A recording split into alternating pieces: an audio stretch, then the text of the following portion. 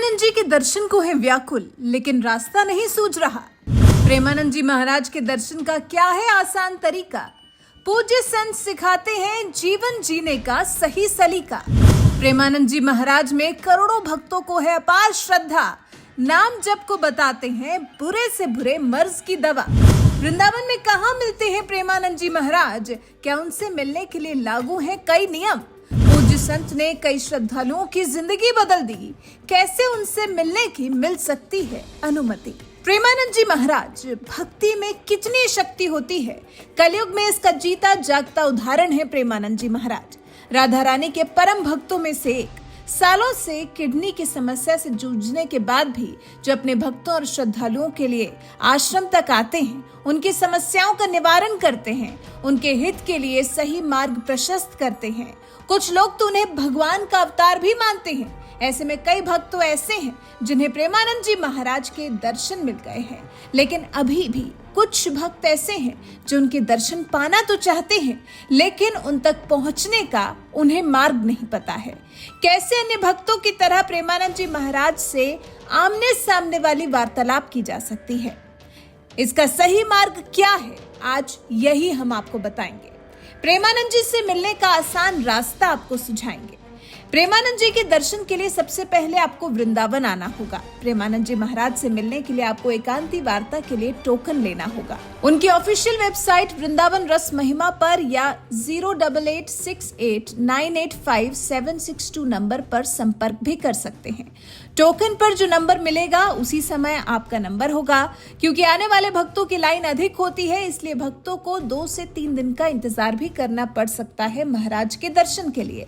प्रेमानंद जी महाराज से मिलने के लिए बच्चों को साथ नहीं ले जाना चाहिए।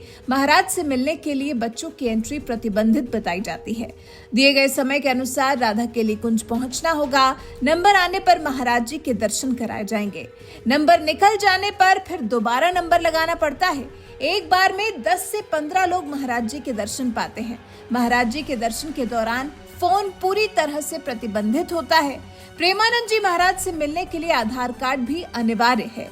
बिना आधार के टोकन मिलने में समस्या हो सकती है। और अगर आप महाराज जी से बात न करके सिर्फ उनके दर्शन पाना चाहते हैं, तो उसके लिए उनकी रात्रि यात्रा निकलती है। रात करीब 2:30 बजे महाराज जी के आश्रम वृंदावन के श्री राधा केली कुंज के पास पहुंचना होगा। महाराज जी का आश्रम इस्कॉन मंदिर के पास परिक्रमा रोड पर भक्ति वेदांता हॉस्पिटल के ठीक सामने है। प्रेमानंद जी महाराज रोजाना अपने आवास से राधा केली आश्रम तक पैदल ही चलकर जाते हैं। हर रोज हजारों की संख्या में श्रद्धालु उनके दर्शन पाते हैं। अब तय आपको करना है कि आपको आराम से इत्मीनान से बैठकर महाराज जी के दर्शन करने हैं या फिर उनकी पदयात्रा के दौरान। प्रेमानंद जी महाराज के चरणों की धूल के लिए भक्त बावरे हुए जाते हैं।